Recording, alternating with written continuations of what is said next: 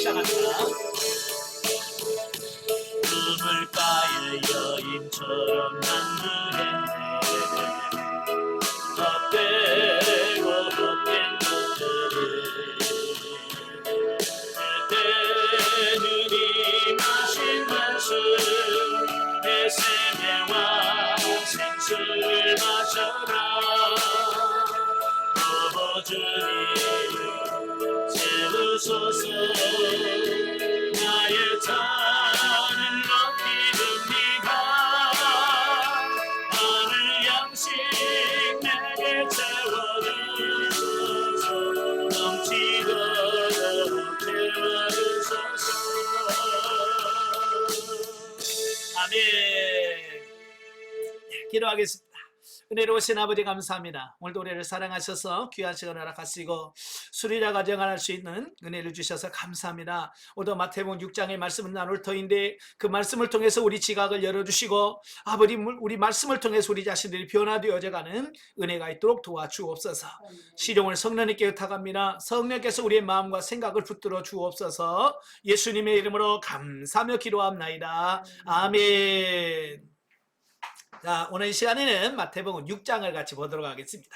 자, 6장은 5장부터 시작되어지는 그 산상수훈에 연결되어지는 부분들이에요.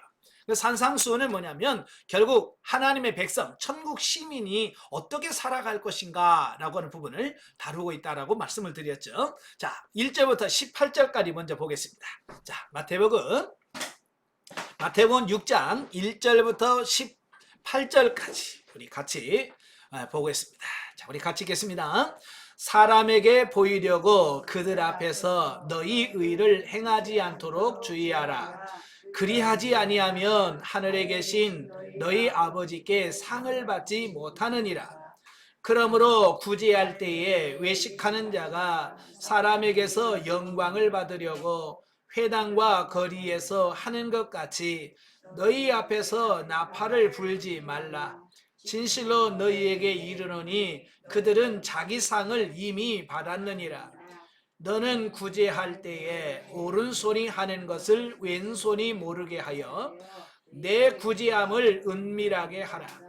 은밀한 중에 보시는 너의 아버지께서 갚으시리라. 또 너희는 기도할 때에 외식하는 자와 같이 하지 말라. 그들은 사람에게 보이려고 회당과 큰 거리 어귀에 서서 기도하기를 좋아하느니라. 내가 진실로 너희에게 이르노니 그들은 자기 상을 이미 받았느니라. 너는 기도할 때에 내 골방에 들어가 문을 닫고 은밀한 중에 계신 내 아버지께 기도하라. 은밀한 중에 보시는 내 아버지께서 갚으시리라. 또 기도할 때에 이방인과 같이 중언부언하지 마라. 그들은 말을 많이 하여야 들으실 줄을 생각하느니라. 그러므로 그들을 본받지 말라. 구하기 전에 너희에게 있어야 할 것을 하나님 너희 아버지께서 아시느니라. 그러므로 너희는 이렇게 기도하라. 하늘에 계신 우리 아버지여, 이름이 거룩히 여김을 받으시오며 나라가 임하시오며 뜻이 하늘에서 이루어진 것 같이 땅에서도 이루어지이다. 오늘 우리에게 일용할 양식을 주시옵고 우리가 우리에게 죄 지은 자를 사하여 준 것 같이 우리의 죄를 사하여 주시옵고 우리를 시험에 들게 하지 마시옵고 다만 악에서 구하시옵소서. 나라와 권세와 영광이 아버지께 영원히 있사옵나이다. 아멘. 너희가 사람의 잘못을 용서하면 너희 하늘 아버지께서도 너희 잘못을 용서하시려니와 너희가 사람의 잘못을 용서하지 아니하면 너희 아버지께서도 너희 잘못을 용서하지 아니하시리라. 금식할 때에 너희는 외식하는 자들과 같이 슬픈 기색을 보이지 말라. 그들은 금식하는 것을 사람에게 보이려고 얼굴을 흉하게 하느니라. 내가 진실로 너희에게 이르노니 그들은 자기 상을 이미 받았느니라. 너는 금식할 때에 머리에 기름을 바르고 얼굴을 씻으라. 이는 금식하는 자로 사람에게 보이지 않고 오직 은밀한 중에 계신 내 아버지께 보이게 하려 함이라. 은밀한 중에 보시는 내 아버지께서 갚으시리라. 아멘. 자, 저와 여러분이 같이 봉독한 1절부터 18절의 말씀이 뭐냐면 종교적 위선에 대한 예수님의 경고입니다. 여기서 위선이라고 하는 말이 나오는데요. 자, 위선이라고 하는 말은 겉으로만 착한 체 하거나 거짓으로 꾸미는 걸 말합니다. 그러니까 겉으로 남에게 보여주기 위해, 보여주기 위해서 자기 자신을 거짓으로 꾸미는 걸 위선이라고 말합니다. 바로 이 부분을 예수님께서 경고하고 있더라는 거예요. 그래서 우리는 신앙생활이라고 하는 것은 사람들에게 잘 보이려고 하는 것이 아니라 하나님 앞에서 사는 것이 신앙생활이다. 어때요? 하나님 앞에서 합니까? 사람 앞에서 합니까? 참, 말로는 하나님 앞에서 한다고 그래. 근데 실상을 보면 다 사람들 앞에서 행할 때가 너무 많아요. 자, 보세요. 자, 담임 목사님 어디 출장을 갔어요. 예배 시간에. 그래서 이번 주는 담임 목사님 출장 가고 이제 예를 들어서 전도사님이 예배 인도합니다. 그러면 안 나와요, 교회를. 그래서 우리나라에서 제일 크다고 하는, 세계에서 제일 크다고 하는 교회 담임 목사님은요, 회에 출장 나갈 때 광고를 안 한대요. 왜냐면 담임 목사님이 회에 출장 갔다 그러면 안 나온대요, 교회 성도들이. 그러니까 평소에 나오는 숫자보다 훨씬 줄은 거예요. 그러니까 아예 출장 간다고 비밀. 모르는 거예요. 참 그런 걸 보면 사람들이 얼마나 외적으로 사람들에게 보이려고 신앙생활하는 것이 강한지라고 하는 부분을 알 수가 있습니다. 여러분들은 제발 누가 보든지 안 보든지 하나님 앞에서 사는 이런 삶을 사시길 바래요. 이걸 신전의식이라고 그래요. 하나님 앞에서 사는 거. 종교 계획자들은 이걸 뭐라고 말했냐면 코람데오라고 그랬어요. 코람이라는 말은 앞에서, 데오라는 건 하나님이란 말이에요. 그러니까 하나님 앞에서 산다. 그래서 코람데오라는 말을 사용했어요. 그래서 저와 여러분들도 항상 하나님 앞에서 사는 여러분들이 되셔야 돼요.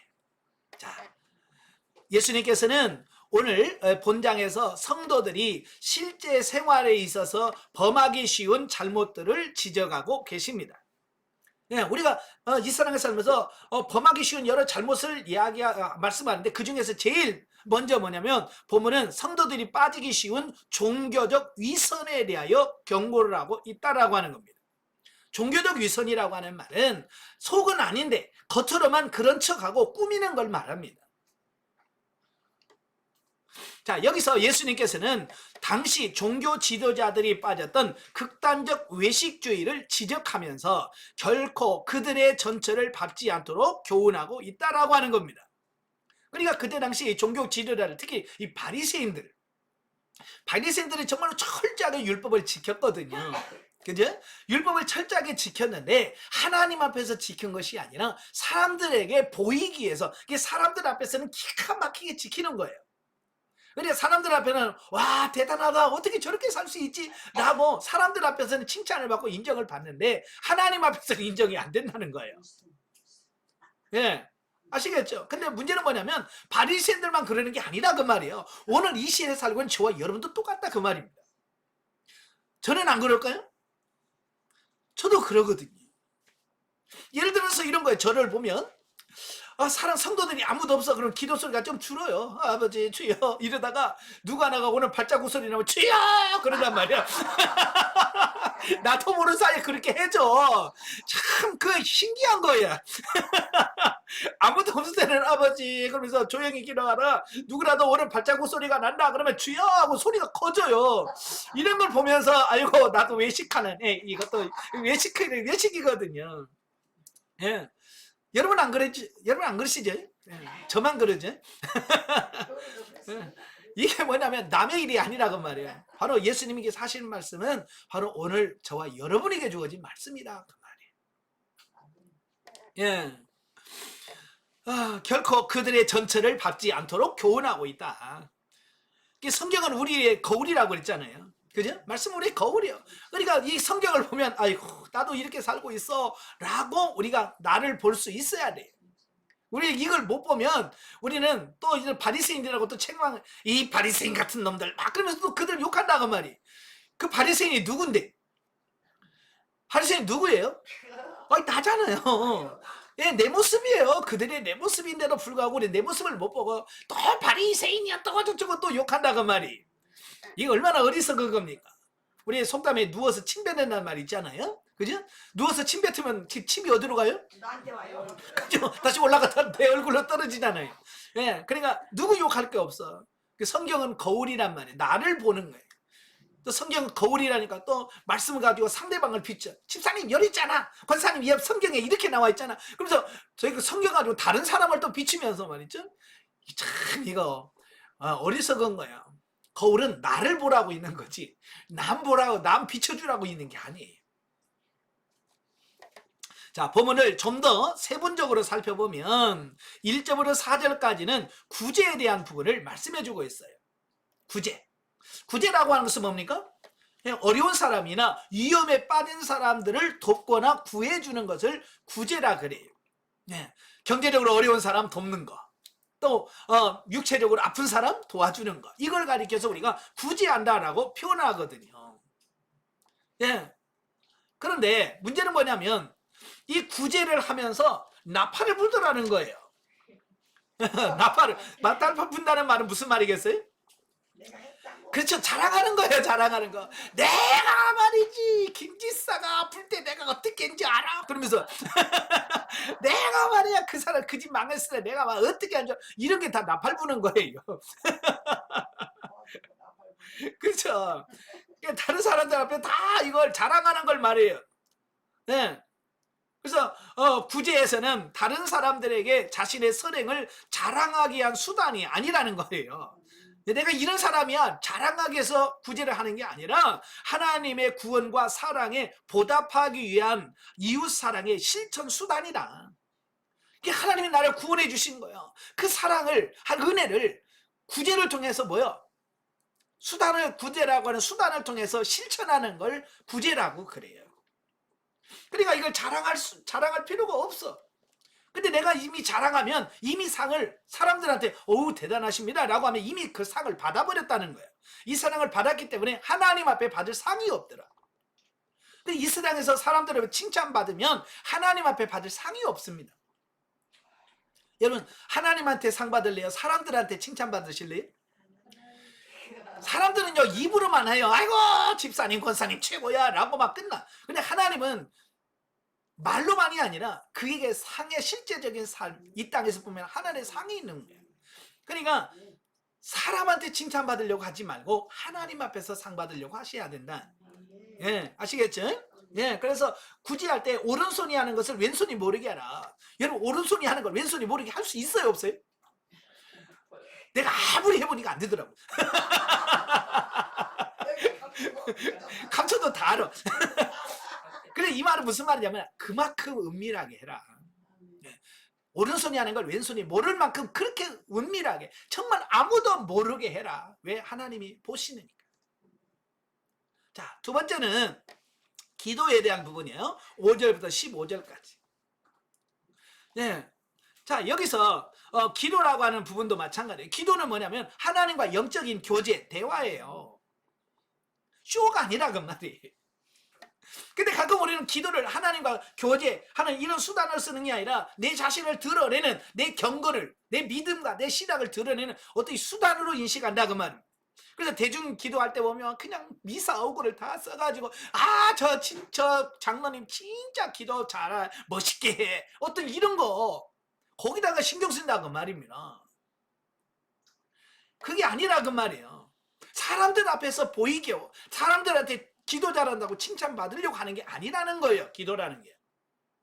아시겠죠? 그래서 기도는 자기 암시의 방편이나 남에게 들려주기 위한 웅변의 일종으로 삼는 자는 절대로 하나님의 응답을 받을 수 없다라고 하는 사실입니다.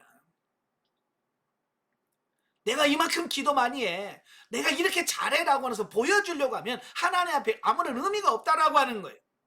똑같은 기도를 되풀이하면서 중언부언하거나 미사 어구를 사용 장황하게 늘어놓으면서 회중들을 억지로 감동시키려고 애쓰는 것은 더 이상 기도가 아니다. 예.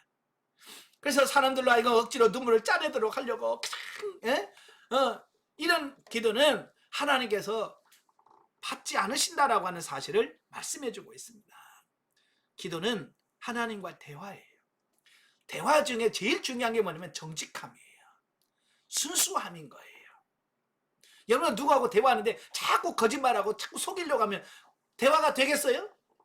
예? 안 되죠. 제가 이 거짓말은 그러면 대화가 안 되는 거예요. 순수하게 정말 내 속에 있는 것을 그대로 내놓았을 때 그게 진짜 대화가 이루어지는 거거든요. 그 다음에 세 번째가 금식입니다. 금식. 16절부터 18절까지인데요. 예. 자, 여기서 금식이라고 하는 게 뭐냐? 한동안 음식을 먹지 않는 행위를 우리가 보통 금식이라고 그래요. 그래서 뭐 한 끼든 하루든 어떤 일정한 기간 동안 내가 음식을 취하지 않고 기도하는 것을 금식이라고 우리가 말하는데, 자, 금식은 뭐냐? 하나님 앞에서 첫째 자기를 부인하는 거예요.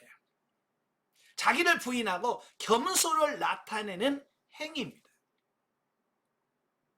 결코 종교적 고행을 통해서 자신의 공로를 쌓거나 무아지경에 빠져 신비체험을 하기 위한 수단이 아니라고 말씀하고 있는 겁니다. 예. 많은 사람들은 자기의 영성이라고 할까요? 자기 믿음을 드러나는 어떤 수단으로 금식을 이용해서 뭐라고 그래요?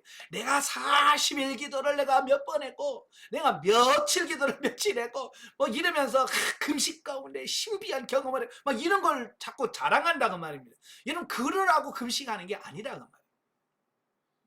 교회에서도 보면 금식하면 벌써 전 교인이 다 알아. 왜? 힘쭉 빼고 이러고 돌아다녀. 아니 왜 그래? 금식은 아니 그걸 자랑하려고 나 지금 금식기도 열심히 해, 내 믿음이 좋아 라고 어떤 자랑하려고 하는 게 아니라는 얘기예요. 사실은 우리 육체가 밥을 먹으면 육체가 힘이 있잖아요.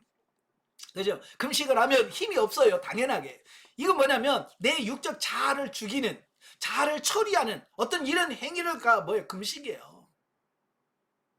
어찌 보면 3대 욕구 중에서 가장 강력한 욕구가 식욕이란 말이에요.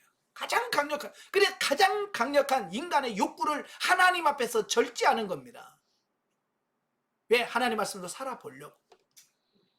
근데 그것마저도 뭐요? 자기를 드러내는 수단으로 삼는다? 그렇지 말라는 거예요.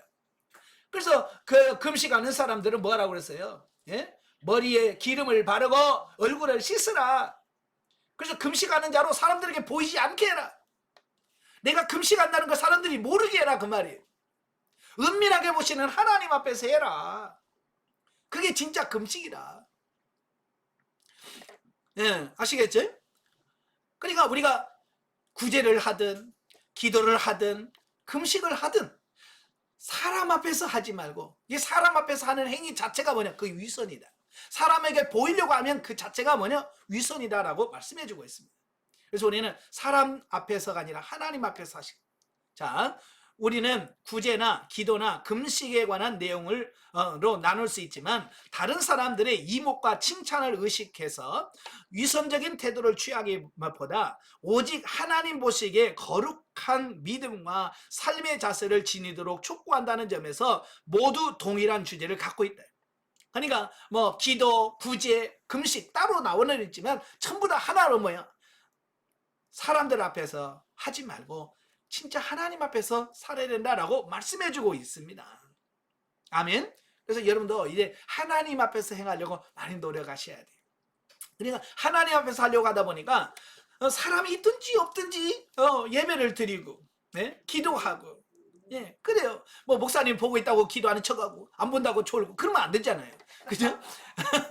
담임 목사는 못 볼 수 있어요. 사람이라. 그죠? 그러니까 하나님은 졸지도 아니고 주무지 않으시고 다 보고 계신 하나님. 하나님 앞에 서면 뭐 이거 사람 눈치 볼 일이 없어요. 아시겠죠? 네. 진정 성도들의 신앙생활에 있어서 가장 치명적인 해독을 끼치는 요소는 경건의 모양을 갖추고 있으되 경건의 능력을 갖추지 않는 외식주의라고 할 수 있다. 그래, 영성을 형성하는 데서 가장 치명적인 게 바로 이 부분이에요. 경건의 모양만 갖추는 거예요. 기도하는 모양만 갖추고 구제하는 모양을 갖추고 어떤 신앙의 모양은 갖췄지만 진짜 능력을 갖추지 못하고 있는 부분들. 따라서 성도들은 언제나 하나님의 궁극적인 심판과 상급을 염두에 두고 살아가는 신전의식의 소유자들이 되어야 한다.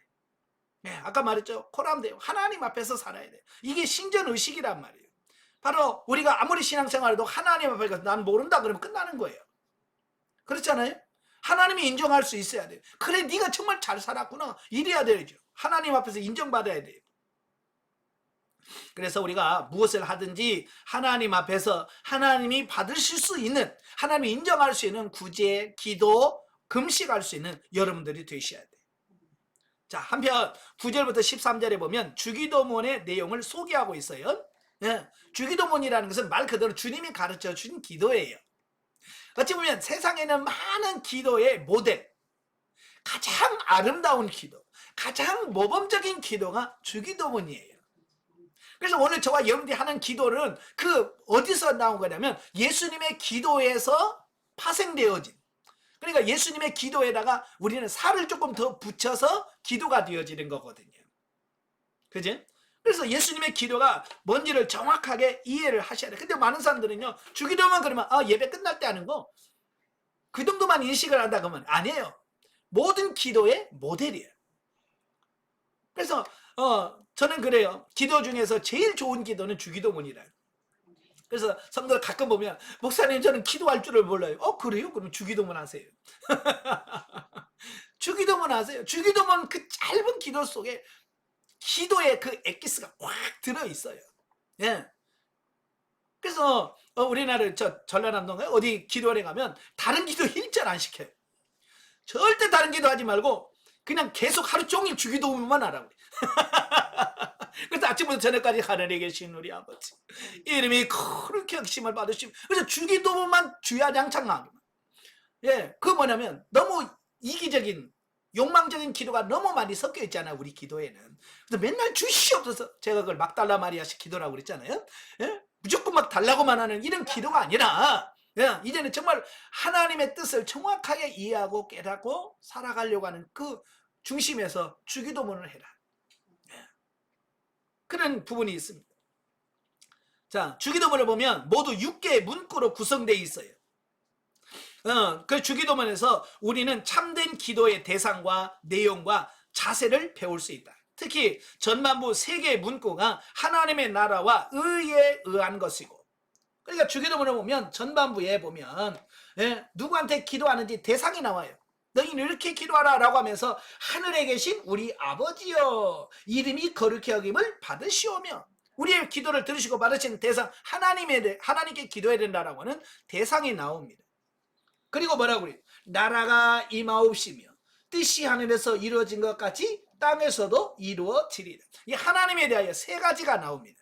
하나님의 이름이 거룩히 되기를 원하며, 하나님의 나라가 임하시고, 하나님의 뜻이 하늘에서 이루어진 것 같이 이 땅에 하나님의 뜻이 이루어지기를 원합니다. 이 하나님에 대하여 3가지가 나옵니다. 자, 그 다음에 우리 생활에 필요한 후반부는 3개 문구는 우리 자신들의 현실의 관심사에서 이야기를 하는데, 첫째는 뭐냐면 우리에게 일용할 양식을 주옵시며, 두 번째는 뭐예요? 우리가 다른 사람의 죄를 사해 준 것 같이 우리의 죄를 사해 달라고. 그 다음에 세 번째가 우리를 시험에 들게 하지 마옵시고 다만 악에서 구하옵소서. 우리 인간의 우리 삶에 필요한 3가지를 구하고 있어요.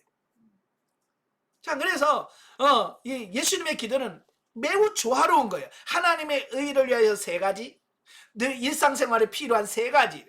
그래서 이게 완벽한 조화를 이루고 있다라고 하는 것을 말씀해 주고 있습니다. 아시겠죠? 우리는 근데 기도할 때 우리는 보통 뭐가 많아요? 처음에 그냥 간단하게 하나님 아버지 감사합니다. 그리고 몇 가지 그냥 하나님께 감사하고 그 다음에 회개 용서해 주세요. 그리고 그 다음부터는 예? 우리 인간의 욕심으로 잔뜩 끝날 때까지 주시옵소서. 이것도 주시옵시고 저것도 주시옵시고 예? 기도가 보통 욕심으로 꽉 찬 기도. 예. 그 하나님 보실 때 뭐라고 했어요? 야, 욕심도 지나치다. 예? 그러지 않겠습니까? 하도 달라고 하는 게 많아가지고. 예? 하나님이 기억을 못 하시겠어요. 너무 많아가지고. 예. 여기서는 기도의 뭐냐면 조화. 하나님을 위한 하나님. 그래서 예수님 뭐라고 그래요? 너희는 먼저 그의 나라와 그 의를 구하라고 말씀하잖아요. 그래서 주기도문은 세 가지, 하나님의 나라와 의를 구하는 것 세 가지가 나오고, 그 다음에 우리 현실에 필요한 것. 어떤 분은 또 그래요. 하나님을 위해서만 기도하고 우리 현실의 문제는 기도하지 마라. 그런데 안 그래요. 우리 현실에 필요한 것도 구해야 됩니다. 근데 우리는 너무 많이 구해서 탈이죠. 그죠? 예, 그래서 우리 생활에 필요한 거. 어떤 분은 그래요. 목사님 돈이 없는데 좀 하나님께 돈 달라고 하면 안 돼. 하세요. 그러나 기도가 전부 다가 돈만 달라고 하면 안 된다. 예? 우리 필요한 것도 현실도 등한히 하지 말고 현실적인 부분도 내가 필요한 거 아프면 하나님 나 아파요. 치료시켜주세요라고 기도해요. 그거 나쁜 거 아닙니다. 아시겠죠? 예, 아픈 대로 하나님 괜찮아요. 예, 그러면 그 하나님 마음을 더 아프게 한 거예요. 여러분 자식들 키워봐서 알잖아요. 자녀가 막 열이 펄펄 나고 막 아파. 그래서 아프니? 그럼 안 아파요. 그럼 부모가 속이 얼마나 아프겠어요. 이 아파도 아프다고 못하는 이 아들. 그렇잖아요. 아프면 아프다고 솔직하게. 힘들면 힘들다라고. 그러면서 하나님의 도우심을 구하면 되는 거예요. 근데 문제는 뭐냐면 우리는 너무 현실적인 부분에 너무 기도를 너무 많이 해서 다리다. 그래서 주기도문을 보시면 좋아. 이걸 말씀해주고 있습니다. 자, 그 다음에 19절부터 24절까지입니다. 19절부터 24절까지는 재물의 올바른 사용법에 대해서 말씀해 주는데요. 자, 19절부터 24절까지 같이 읽겠습니다. 너희를 위하여 보물을 땅에 쌓아두지 말라. 거기는 좀과 동록이 해하며 도둑이 구멍을 뚫고 도둑질하느니라. 오직 너희를 위하여 보물을 하늘에 쌓아두라. 거기는 좀이나 동록이 해하지 못하며 도둑이 구멍을 뚫지도 못하고 도둑질도 못하느니라. 내 보물이 있는 그곳에는 내 마음도 있느니라. 눈은 몸의 등불이니 그러므로 내 눈이 성하면 온 몸이 밝을 것이요 눈이 나쁘면 온 몸이 어두울 것이니 그러므로 내게 있는 빛이 어두우면 그 어둠이 얼마나 더하겠느냐. 한 사람이 두 주인을 섬기지 못할 것이니 혹 이를 미워하고 저를 사랑하거나 혹 이를 중히 여기고 저를 경히 여김이라. 너희가 하나님과 재물을 겸하여 섬기지 못하느니라. 아멘. 자, 여기서는 이제 재물의 올바른 사용법에 대해서 말씀해 주는데요. 예수님께서는 결코 재물을 악한 것으로 여기지 않으셨다라고 하는 거예요. 예, 왜냐하면 이 재물 모든 것은 누가 지으신 거예요? 그렇죠. 하나님이 지으신 건데 하나님이 악하게 만드셨을까요? 예, 하나님은 선하게 다 선하게 만들었는데 우리가 타락하니까 그걸 악하게 사용하니까 문제가 되는 거지. 이 만물 모든 것은 하나님께서 선하게 지으셨다 그 말이에요. 예, 그런데 영지주의자들은 이걸 이 물질적인 부분은 악하다. 영은 선하고 물질은 악하다라고 하는 이런 이중적인 이런 가치관을 이원론적인 사고 가치관을 가지고 있어요. 예. 그래서 이 물질적인 이 부분들을 아주 악하게 여겼어요. 예. 또 하나님 예수님은 거기에 대해서 긍정하지 않으셨어요. 부정했어요. 예. 뿐만 아니라 유대인들이 가지고 있었던 재물관에도 동의하지 않으셨습니다. 그때 당시 유대인들이 가지고 있던 재물관은 뭐냐면 물질적 풍요를 하나님의 축복과 동일시하여 재물을 축적하는 일에 온갖 관심을 다 쏟으셨으나 예수님께서는 오히려 재물의 축적보다 그들의 올바른 사용에 주의를 기울이도록 촉구하고 계십니다. 그러니까 유대인들이 돈을 참 좋아해요. 지금도 유대인들 다 부자들이에요. 그죠? 전 세계 부자들은 거의 유대인들을 꽉 잡고 있습니다. 왜냐하면 그들은 돈을 사랑해요. 왜 돈을 좋아하냐면 그들은 돈이 곧 하나님의 축복, 하나님의 사랑이라고 하는 이런 재물관을 갖고 있는 거예요. 근데 내가 돈이 부자가 되어야 하나님이 나를 사랑한다는 증명할 수 있는. 그러니까 하나님이 당신을 얼마나 사랑해? 내가 이렇게 많아. 하나님이 나에게 복을 주셨어.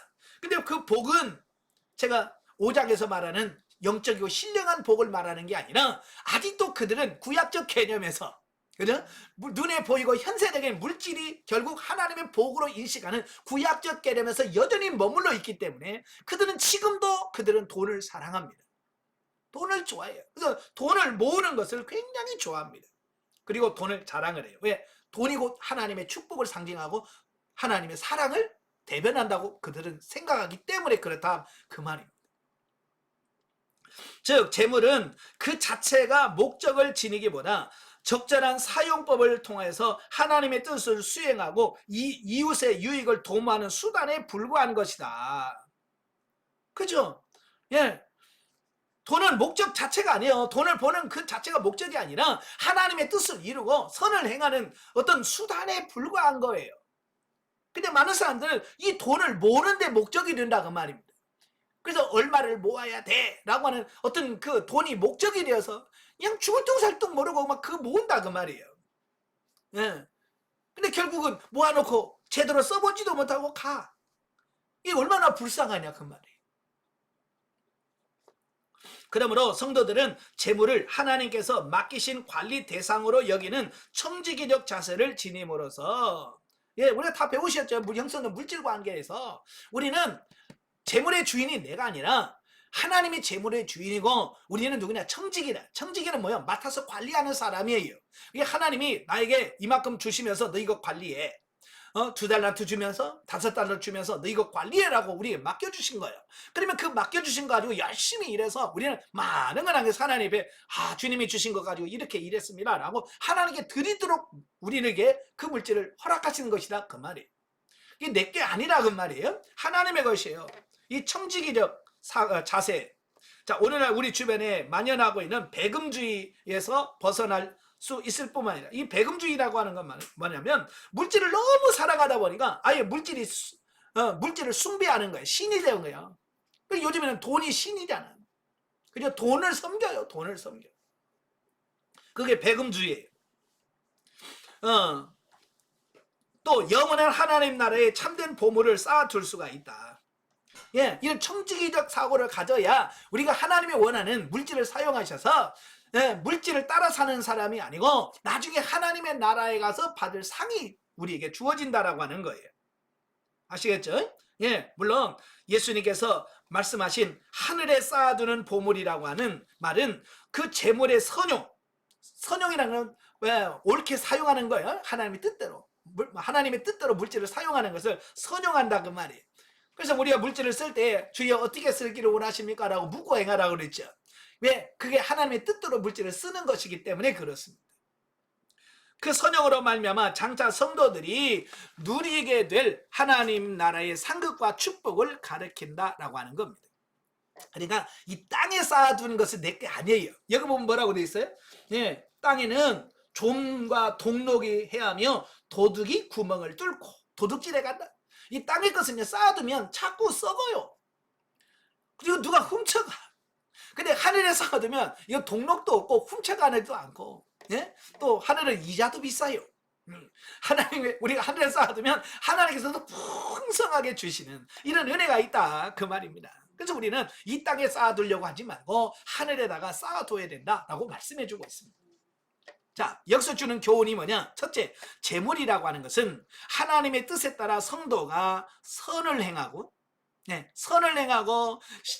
이웃사랑을 실천하기 위한 수단에 불과할 뿐이며 하나님께서 기뻐하시지 않는 방법을 동원해서라도 기필코 축적해야 할 대상이 결코 아니다라고 하는 겁니다. 수단과 방법을 가지고 쌓아두는 게 물질이 아니고 여기 이웃사랑을 실천하는, 여러분 말로만 사랑한다라고 말하면 의미가 없잖아요. 그죠? 부부간에도 그래. 여보 사랑해 말로만 하지 말고 뭔가가 이 돈이 들어가야 돼. 그죠? 하다못해 과일이라도 좋아하는 뭐라도 주면서 사랑한다고 해야 그게 진짜 그에게 사랑이 전달되잖아요. 바로 하나님의 사랑을 전하는 수단, 그게 물질이란 말이에요. 아시겠죠? 그래서 야고보서 2장에 보면 행하면 믿으면 죽었다고 말씀하면서 가난한 사람들에게 가서 말로만 가서 아이고 왜 굶어 열심히 많이 먹어야 힘쓰지. 아니 지금 먹고 있어도 굶어 죽는 사람은 말로 많이 먹으라고 하면 무슨 소용이 있어요. 그렇죠? 굶는 사람한테 가서 라면이라도 사다 줘야지. 말 말고 그냥 사다 주면 되는데 우리는 사다 주지 않고 맨날 잘 먹어야 돼.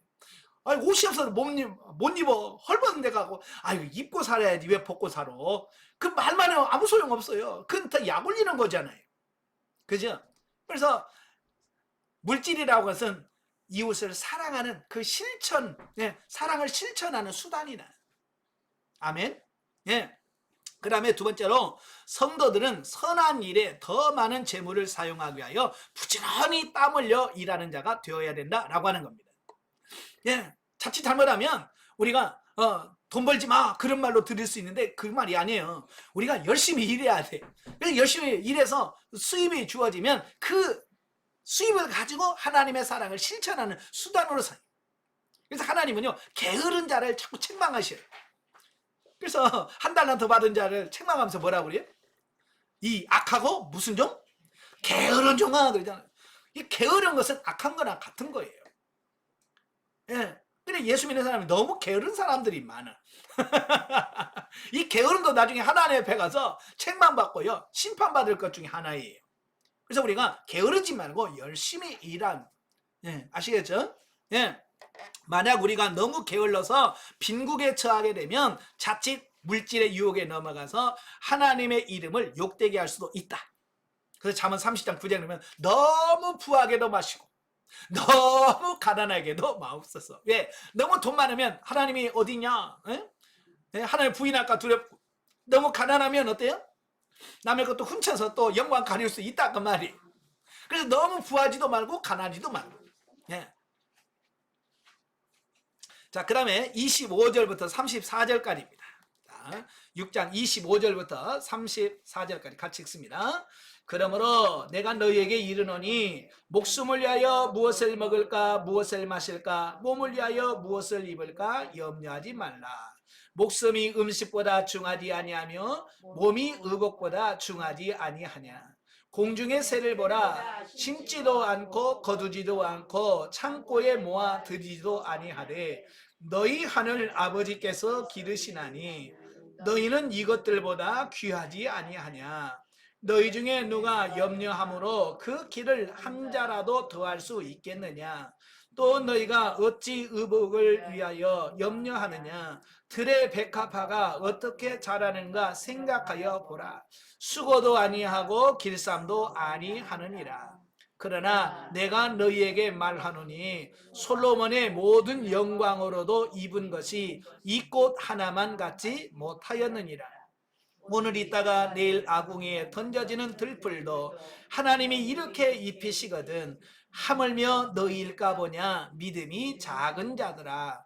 그러므로 염려하여 이르기를 무엇을 먹을까 무엇을 마실까 무엇을 입을까 하지 말라.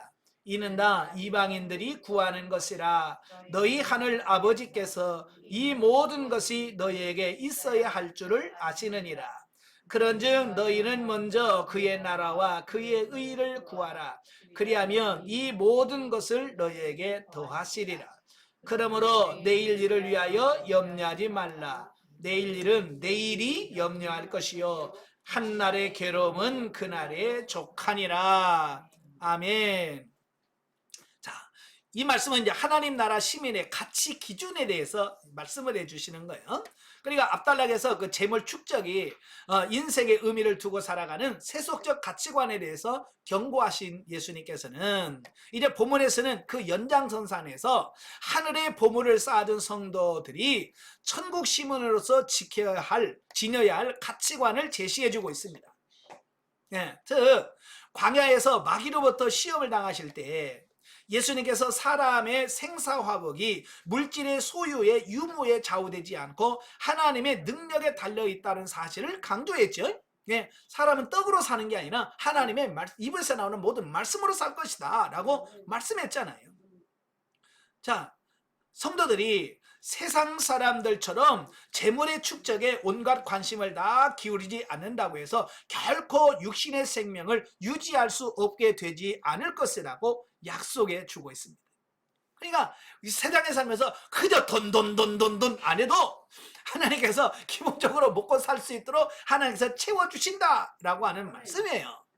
그래서 예를 들어 설명했잖아요. 야, 새들이 농사 짓는 거 봤냐? 예? 들에 꽃들이 뭐 길쌈해가지고 그 옷 입더냐? 안 한다는 거예요. 그죠? 하나님께서 그 새들도 꽃들도 다 입히시고 먹이신다 그 말이에요. 근데 하물며 너희는 그들보다 훨씬 더 중요하다. 새들보다 너희는 훨씬 더 중요한데 하나님께서 너희 굶기겠냐 그 말이거든요. 예. 그리하여 결국 보면은 성도들로 하여금 의식주에 대하여 지나친 염려와 불안을 떨쳐버리고 오히려 하나님의 나라와 의에 대한 모든 관심에 집중하도록 촉구하고 있다라고 하는 겁니다. 이 말을 잘못 또 오해하면 일하지 말라는 뜻으로 또 이렇게 이해하시는데요. 절대 하나님은 일하지 말라는 말이 아니에요. 맨날 놀고 있으라는 말이 아니에요. 그 말이 아니라 지나치게 먹고 사는 부분에 너무 집착하고 염려하며 살지 말라. 그 말입니다. 아시겠죠? 예. 근데 사람들은 아니죠. 열심히 일하는 사람들에게 또 가서 정죄합니다. 일만 해가지고 또 일 너무 한다고 일만 한다고 또 일하는 사람들 정죄한다 그 말입니다. 그러면 안 되는 거예요. 예. 만약 성도가 하나님 나라의 가치관에 따라서 이 생의 문제에 관한 일체 염려를 불식시키고 삶의 우선순위를 영적인 문제에 둔다면 하나님께서 그에게 필요한 모든 것을 채워주실 것이다 라고 말씀해 주고 있습니다. 그러니까 지금 예수님께서 말씀하려고 하는 것은 뭐냐면 우선순위에 대한 부분을 말씀해 주고 있는 거예요. 그러니까 영적인 부분이 우선이 돼야 되는데 사람들은 영적인 부분이 우선이 아니라 이 먹고 사는 문제가 우선순위가 돼서 먼저 그것에다가 초점을 맞추고 살아가는 그 부분에 대해서 그게 아니야 순서가 바뀌었어 라고 말씀해 주고 있는 거예요. 아시겠죠? 그러니까 열심히 일하지 말라는 말이 절대로 아니에요. 일을 해야 돼요. 일을 해야 되는데 먼저 영적인 것이 신령한 것이 우선이야 라고 하는 부분을 이 우선순위에 대한 말씀을 하는 겁니다. 다시 말하면 예수님처럼 하나님의 나라와 하나님의 뜻을 이루는 것이 우선되어야 된다 그 말입니다. 근데 오늘 많은 사람들이 보면 그런 부분들이 우선이 되지 아니하고 이 죽고 썩을 이 육신적인 삶에다가 우선순위를 두고 거기다가 목표를 두고 있다 그 말입니다. 그래서 성도들도 그래요. 어떻게 맞벌이 해가지고 저 아파트에서 그냥 대출금 다 받고 그때 헌금도 하고 그때 그 다음에 내가 봉사도 하고 이제 그런다 그 말이에요. 그러니까 하나님의 뜻과 하나님 나라를 위해서가 먼저가 아니라 제 아파트 산 거 그 융자 갖고 대출 갖고 이게 우선시 된다면 바로 이게 육신의 삶이 우선시 되는 부분에 대해서 말씀해 주고 있습니다. 그렇다고 해서 대출금 갚지 말라는 말이 아니에요. 갚아야죠. 빌렸으면 갚아야죠. 그러나 그것이 마치 인생의 목표인 것처럼 살지 말고 먼저 하나님의 나라와 의를 구하는 삶 우선순위에 대한 부분을 말씀해 주고 있는 겁니다. 아시겠죠? 예. 자, 여기서 주는 교훈이 있어요. 자, 첫째, 성도들이 의식주에 대하여 지나친 염려를 떨쳐버릴 수 있는 것은 자신의 모든 삶을 하나님께 맡길 때 비로소 가능하다. 예. 그러니까 여전히 내가 염려한다는 것은 내가 주인이란 말이에요. 내가 내 삶의 주인을 내가 주인을 삶으로 남아있으면 늘 염려하고 걱정을 하게 돼 있어요. 예. 그래서 이제는 내가 내 삶의 주인이 아니라 하나님이 내 삶의 주인이고 나는 그저 하나님의 뜻에 순종하는 청직이라고 하는 나는 하나님의 종이라고 하는 이런 의식을 가지고 살아갈 때 우리가 세상 염려, 근심, 걱정하지 않게 되더라 라고 하는 사실이에요. 그래서 믿음이 적은 자들이 염려하게 돼 있어요. 하나님 믿음 있는 사람은 염려 안 하게 돼 있어요. 왜? 하나님이 다 알아서 하실 텐데 뭐. 그래서 내가 할 일만 하면 돼. 내가 할 일만 열심히 하면 하나님 나머지는 책임져 주신다 그 말입니다. 자, 그리고 두 번째로 하나님의 선하신 손에 자신의 삶을 의탁하는 성도는 비록 현실적으로 물질적 풍요로움을 누리지를 못할 수가 있더라도 결코 낙심하지 않으며 오직 하나님을 인하여 즐거워하는 태도를 지닌다. 자, 이게 중요한 게 뭐냐면 우리가 신앙생활 잘해서 하나님의 나라와 의를 자꾸 이루면 세상에서는 좀 물질적으로 그렇게 풍요롭게 누리지 못할 수도 있어요. 자, 한번 솔직히 한번 얘기해 보자고요. 제가 열심히 일해서 예를 드는 거요. 자, 내 수입이 100만 원이에요. 자, 내 수입이 100만 원인데 11조 떼죠. 또 감사원금 떼죠. 건축원금 떼지요. 또 성경금 떼지요. 또 주일원금 떼지요. 뭐 이렇게 떼면 사실 100만 원에서 얼마나 나가요? 많이 나간다고요. 30~40%가 쭉 나가요. 그 예수 안 믿는 사람은 100만 원 벌면 100만 원 갖고 다 쓰잖아요. 근데 우리는 100만 원 받으면 거기서 30% 정도는 헌금으로 다 나가. 우리는 70% 갖고 산다고 말이에요. 그러니까 세상 사람들과 비교해 보면 우리는 세상에서 풍요롭지 않을 수 있어요. 그죠? 예. 왜냐면 아무래도 나가는 게 많으니까. 또 교회 다니면 뭐 교회는 또 누구는 또 뭐야 또 결혼한다고 그러지, 또 애 낳았다고 그러지, 또 병원에 입원했다고 그러지. 그러면 또 가만히 있을 수 있나요? 또 가서 또 아이고 축하합니다 그러고 또 아이고 위로 드립니다 하고 이게 하다 보면 요게요 진짜 예수 안 믿는 사람도 나가긴 하지만 예수 믿는 사람은 또 이게 또 그게 또 대인관계가 많다 보니까 더 많이 나갈 수밖에 없어요. 예, 저도 해보니까 그렇더라고요. 저도 훈련 받으면서 뭐 이렇게 막 이제 하다 보니까 한 달에 막 이게 축의금 뭐 조의금 이게 나가는 게 장난이 아닐 때가 많아요. 한참 훈련 받을 때는요 이게 뭐 거의 막 이게 100만 원 가까이 나가 한 달에. 내 수입이 140만 원인데 수입이 140만 원인데 이 축의금 이게 막 이게 100만 원 정도 나가. 목사님들 아는 목사님들 개척 간다고 그러지 가면 또 그냥 갈 수 있나요? 또 가서 또 봉투해야 되잖아요. 또 아는 사람 결혼한다는데 또 가서 또 몇만 원 낼 수 없잖아요. 네? 그래서 또 이렇게 하다 보면요 뭐 여기저기 뭐 한 달에 그런 경조원 사업비만 100만 원씩 나가요. 그래서 지금까지 살아있는 것 보면 좀 하나님께서 다 채워주신 거예요. 그러니까 너무 그런 부분에서 조금 어렵다 할지라도 낙심할 필요는 없어요. 하박국 선지자가 뭐라 우리 무화나무에 열매가 없고 우리의 양떼가 없고 외양간에 소가 없고 논밭에 식물이 없어도 나는 구원의 하나님 때문에 나는 기뻐하고 즐거워한다. 이런 신앙과 믿음이 우리에게 필요한 거예요. 세 번째, 성도들은 다가올 미래를 대비하여 현재 충실한 자들이 되어야 된다.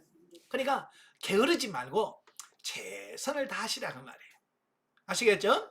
예. 그리고 삶의 목표를 이 땅에 두지 말고 하나님의 나라에다가 두어야 된다. 자, 영적 이해 봅니다. 19절부터 22절에 보면 너희 부모를 땅에 쌓아두지 말고 하늘에 쌓아두라고 하는 말씀이 있는데요. 이는 썩고 쇠하여질 이 세상의 영화를 위하여 자신의 모든 것을 투자하지 말고 영원히 보존될 신령한 삶을 위하여 재물과 삶을 투자해야 함을 의미하고 있습니다. 그러니까 세상은요, 세상에 투자해 보면 이게 다 죽고 썩을 거예요. 그죠? 다시 말하면 여러분 죽을 때 갖고 갈 수 없는 것은 여러분의 것 아니에요. 그죠?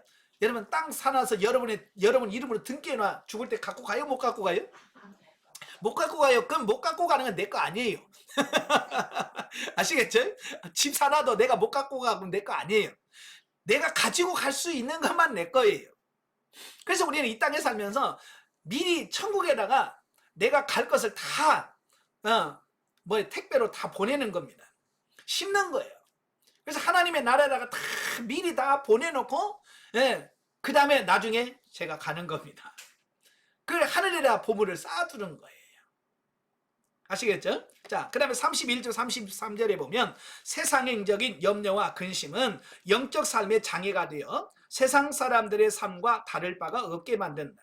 그래서 예수님은 주어진 모든 상황을 근심과 걱정 대신에 감사함으로 받아들이고 하나님의 뜻에 따라 구할 것을 말씀해주고 있다라고 하는 겁니다. 예, 우리도 염려하며 산다는 것은 세상 사람들과 다를 바가 뭐가 있어요, 그죠? 예수 안 믿는 사람 늘 걱정하고 염려합니다. 우리 똑같지만 그들과 다를 게 없잖아요, 그죠? 그래서 우리가 염려하지 말고, 예, 우리의 가치관을 확실히 이제 받아들이고 이제 감사하면서 사는 저와 여러분들이 되어야 될 줄로 믿습니다. 자, 결론. 계시 발전자석 성경 연구를 보십시다. 자, 제가 이 도표 꼭 잊지 마시라고 그랬죠? 예, 항상 계시 발전사를 하려면 이걸 딱 떠오르셔야 돼. 이게 정확하게. 자, 오늘은 뭐냐면 양식에 대한 말씀이에요. 양식. 11절에 보면 오늘 우리에게 일용할 양식을 주시옵고, 그렇죠? 양식에 대한 말씀을 합니다. 저 양식이라고 하는 말은 뭐냐면 모든 음식물을 나타내는 용어예요. 예, 그러니까 우리가 먹고 사는 음식물을 양식이라고 우리가 이제 표현을 하는데, 자, 여기서 구약에 보면 구약적인 양식은 전부 뭐냐면 진짜 육의 양식을 지칭합니다. 그래서 구약에서 양식이란 말은 거의가 다 뭐냐면 육의 양식을 말씀하고 있어요. 자, 거기 보면 창세기 1장 29절 보십시다. 창세기 1장 29절.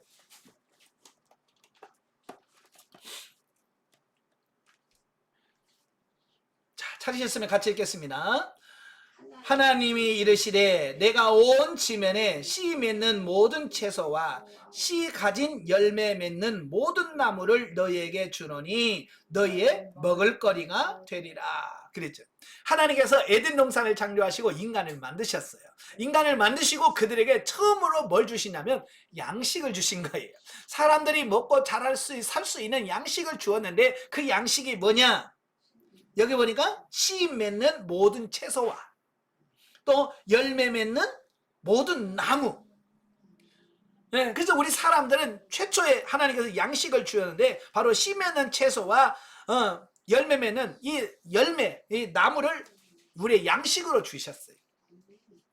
그래서 우리 사람은 그 치아 구조가 이 과일을 잘 먹게 돼 있다는 거예요. 네, 원래 하나님이 창조하실 때 이 과일이라든지 이런 걸 먹도록 치아 구조가 그렇게 형성이 됐대요. 네, 나중에 이게 이제 고기를 먹도록 허락하셨는데, 그래서 여러분도 고기를 먹으면 꼭 뭐 합니까? 요지 있어요? 있으시겠어요? 그래서 이렇게 돌아다니잖아요. 왜냐하면 우리 인간의 처음 구조, 이 치아 구조가 과일을 먹도록 만들었기 때문에 그렇다는 거예요. 그래서 하나님께서 최초에 우리 인간에게는 그 양식을 주셨는데 씨 맺는 채소와 열매 맺는 나무, 과일을 우리에게 양식으로 주셨다라고 하는 겁니다. 자, 그 다음에 3장 17절에 보시면 인간이 이제 범죄하고 난 이후, 아담과 하와가 범죄하고 난 이후에 에덴 동산에서 쫓겨나잖아요. 그죠? 에덴 동산에서 쫓겨나면서 그들에게 하신 말씀이 17절부터 19절까지가 주시는데요. 자, 아담에게 이르시되 내가 내 아내의 말을 듣고 내가 내게 먹지 말라 한 나무의 열매를 먹었은즉 땅은 너로 말미암아 저주를 받고 너는 내 평생에 수고하여야 그 소산을 먹으리라. 땅이 내게 가시덤불과 은근기를 낼 것이라. 내가 먹을 것은 밭의 채소인즉 내가 흙으로 돌아갈 때까지 얼굴에 땀을 흘려야 먹을 것을 먹으리니 내가 그것에서 취함을 입었으니 너는 흙이니 흙으로 돌아갈 것이니라 하시니라. 아멘. 이제 인간이 범죄하고 난 이후에는 이제 땅이 그냥 주는 게 아니라 인간이 수고하고 땀을 흘려서 열심히 일을 해야만 먹을 수 있도록 양식이 조금 바뀌었어요. 그러니까 에덴 동산에서는 수고하지 않아도 하나님께서 그냥 채소와 열매 맺는 나무를 통해서 우리가 먹을 수 있지만 이제 범죄하고 난 이후에는 우리가 열심히 일을 해서 갖고 와야 돼. 그죠? 근데 열심히 갖고 오는데 이 땅에서는 뭐가 나요?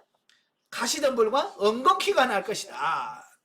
참 저도 텃밭 조금 그것도 텃밭이라고 있긴 있어요. 거기 가면 며칠 만에 가면 왜 이렇게 잡초들이 쭉 나는지 싹 뽑고 가도 또 가면 또 쫙 나고 예? 아니, 곡식들은 잘 안 자는데 왜 이렇게 잡초는 잘 자는지 몰라요. 예, 그래서 결국은 뭐냐면 그 수고하고 땀을 흘려야 거기서 열매를 맺게끔 돼 있더라. 그 어쨌든 수고해야 먹을 수 있지만 여전히 밭에 채소와 열매 맺는 이런 부분들이 우리의 양식으로 돼 있다라고 하는 부분이에요. 자, 그다음에 이제 창세기 9장으로 가시면 창세기 9장 3절부터 5절. 창세기 9장 3절부터 5절 다 같이 모든 산 동물을 너희의 먹을 것이 될지라 채소같이 내가 이것을 다 너희에게 주노라. 그러나 고기를 그 생명되는 피채 먹지 말지 것이니라. 내가 반드시 너희의 피 곧 너희의 생명의 피를 찾으리니 짐승이면 그 짐승에게서 사람이나 사람의 형제면 그에게서 그의 생명을 찾으리라. 자, 여기서 노아 홍수 이후에 하나님께서 우리 인간에게 먹을 양식을 주셨는데 양식이 바뀌어졌어요. 그러니까 홍수 이전에는 씨 맺는 채소와 과일들이 우리 인간의 주식이에요. 양식입니다. 그런데 노아 홍수 이후에는 육식을 허락했어요. 모든 고기를 먹을 수 있도록 산 동물을 너의 양식으로 먹을 것으로 주셨다. 자, 여기서 양식이 바뀌죠. 예, 동물로 바뀝니다. 단 피채는 먹지 마라. 왜? 피는 생명을 상징하기 때문에 동물을 먹지만 피는 먹지 말라라고 말씀해주고 있습니다. 자, 여기서 먹을 양식이 채소에서 육식으로 바뀐 것은 이제 앞으로 우리가 먹을 양식이 변화될 거라고 바뀔 거라고 하는 부분을 미리 보여주시는 겁니다. 아시겠죠? 그러니까 사람들은 육의 양식, 땅의 것을 먹는 데다만 우리는 초점을 맞추고 땅의 것에서 먹을 것이 다 나오는 줄 알고 착각한다 그 말이에요. 그러나 시간이 지나면 이 먹을 양식이 이렇게 씨 맺는 채소와 과일에서 이 고기로 바뀌듯이 우리가 먹을 양식이 바뀌어진다라고 하는 것을 구약에서부터 이미 우리에게 예표, 모형적으로 보여주고 있는 겁니다. 자, 그러다가 출애굽기에 가시면 출애굽기 16장. 출애굽기 16장에 보면 이스라엘 백성들이 출애굽을 해서 그들이 광야에 나옵니다. 광야에 나왔는데 그 광야에 나오면서 그들이 애굽에서 출발하면서 싸웠던 그 양식들이 다 떨어지는 거예요. 예, 그들이 가지고 나왔던 양식이 다 없어져 버리는 거예요. 자, 그래서 어떻게 해요? 광야에서 먹을 것 하나도 없지, 밭도 없지, 채소도 없지, 아무것도 없잖아요. 그때 하나님께서 그들에게 먹을 양식을 주셨어요. 자, 출애굽기 16장 13절부터 보겠습니다. 13절 시작. 저녁에는 메추라기가 와서 진에 덮이고 아침에는 이슬이 진 주위에 있더니 그 이슬이 마른 후에 광야 지면에 작고 둥글며 서리 같은 것이 있는지라. 이스라엘 자손이 보고 그것이 무엇인지 알지 못하여 서로 이르되 이것이 무엇이냐 하니 모세가 그들에게 이르되 이는 여호와께서 너희에게 주어 먹게 하신 양식이라. 예, 거기까지만 하겠습니다. 예. 광야에서 먹을 것이 없는 거예요. 그러니까 하나님께서 만나를 주셨습니다. 그래서 만나라는 뜻이 뭐예요? 이것이 무엇이냐? 아침에 나와서 보니까 땅에 막 먹을 좀 뭐가 깔려 있는데 도대체 이게 뭔지 모르겠는 거야. 왜 지금까지 먹어보지 않은 특별한 그런 양식이 뭐 짝에 깔려 있으니까 요것이 무엇이냐? 그래서 서로 물어보고 있는 거예요. 그러니까 모세가 그래. 이건 너희에게 주신 양식이다. 주어 먹게 하신 양식이다 라고 말씀합니다. 자, 그래서 이 광야에 들어오면서 이스라엘 백성들이 먹는 양식이 만나로서 바뀌어지죠. 자, 이것 또한 역시 마찬가지예요. 앞에서 그 찌매는 채소와 열매에서 고기로 먹을 양식이 바뀌어지죠. 예. 또 여기서는 이제는 애굽에서 가지고 나온 밀가루나 이런 것이 아니라 하나님께서 공급하시는 만나로서 여기의 양식이 바뀌어진다라고 하는 부분을 보여주고 있습니다. 이건 뭐냐? 이제 시간이 흘러가면 이제 점점 먹을 양식이 변화될 거다라고 하는 사실을 상징적으로 보여주는 겁니다. 자, 이제 한번 이 표에 보겠습니다. 자, 구약 시대에 처음에 양식이 뭐예요? 씨 맺는 채소, 그 다음에 열매, 예, 우리가 과일이라고 그러죠. 자, 이 과일이 우리의 양식이에요. 그다가 홍수 이후에 뭘로 바뀌었어요? 예, 육식으로 바뀌었죠. 예, 육식으로 바뀌었죠. 그다음에 출애굽기 광야에서는 예, 만나로 예, 양식이 이렇게 바뀌어져 갑니다. 이게 점점 이 시간이 흘러가면서 이렇게 그 양식의 예, 양식의 종류가 이렇게 변화되어져 가고 있더라는 거예요. 그죠? 자, 그러면서 이제 신약 시대에 넘어오죠. 이제 신약 시대에 넘어오면서 예수님이 그 양식에 대한 획기적인 가치관의 변화를 말씀하셨어요. 자, 요한복음 4장. 요한복음 4장입니다. 자, 요한복음 4장 31절에서 43절까지인데요. 요한복음 4장 31절부터 34절까지인데요. 자, 32절부터 봅니다. 이르시되 내게는 너희가 알지 못하는 먹을 양식이 있느니라. 제자들이 서로 말하되 누가 잡수실 것을 갖다 드렸는가 하니 예수께서 이르시되 나의 양식은 나를 보내신 이의 뜻을 행하며 그의 일을 온전히 이루는 이것이니라. 자, 예수님이 사마리아 성에 들어갔어요. 그래서 수가성 옆 우물가에 앉아 있는데 수가성 여인에게 만나서 생수에 대한 비밀을 말씀해 주고 자기 자신이 메시아라는 사실을 알려줍니다. 그러니까 그걸 알고 이 여인이 물동이를 버려두고 성에 들어가서 내가 구약에 예언된 그 메시아 선지자를 보았다 그러잖아요. 그 사이에 먹을 것을 구하러 갔던 제자들이 옵니다. 그래서 예수님한테 잡수십시오. 먹을 거 가져왔습니다. 그러니까 예수님이 뭐라 그래요? 나 이미 먹었다. 나 이미 먹었다 그러는 거야. 그러니까 제자들이 그 사이에 누가 먹을 거 갖다 드렸나? 그런 거죠. 그러니까 예수님이 뭐라 그래요? 나의 양식은 나 보내신 이의 뜻을 행하며 그 일을 온전히 이루는 이것인지라. 뭐 갈비가 양식이 아니라고 그랬어요. 예? 빵이 양식이라고 말하지 않고 예수님 말은 나의 양식은 나를 보내신 이의 뜻을 행하며 그의 일을 온전히 이루는 것이 나의 양식이다 라고 해서 전혀 구약에서 말하는 그 채소도 아니고 열매도 아니고 동물 육식도 아니고 만나도 아닌 전혀 영적인 양식으로 예수님은 말씀하신 거예요. 그러니까 구약에서는 눈에 보이는 육의 양식이에요. 구약에서는 육의 양식이에요. 그러나 신약시대 예수님한테는 뭐예요? 이게? 예, 영의 양식입니다. 이게 바뀌었죠.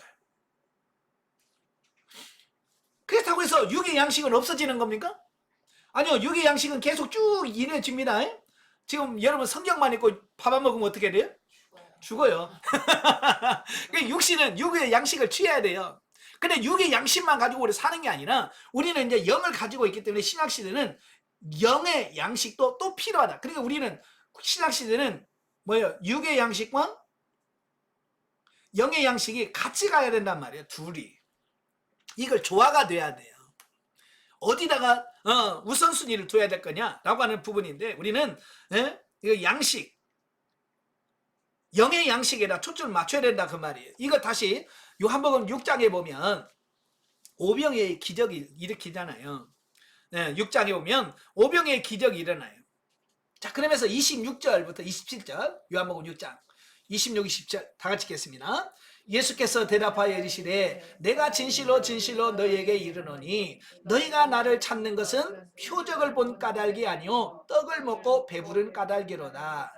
썩을 양식을 위하여 일하지 말고 영생하도록 있는 양식을 위하여 하라. 이 양식은 인자가 너희에게 주리니 인자는 아버지 하나님께서 인치신 게 아니라.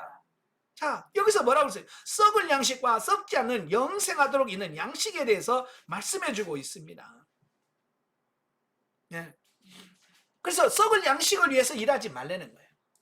썩을 양식을 위하지 말고 이제 썩지 않고 영생하도록 있는 양식을 위해서 하라.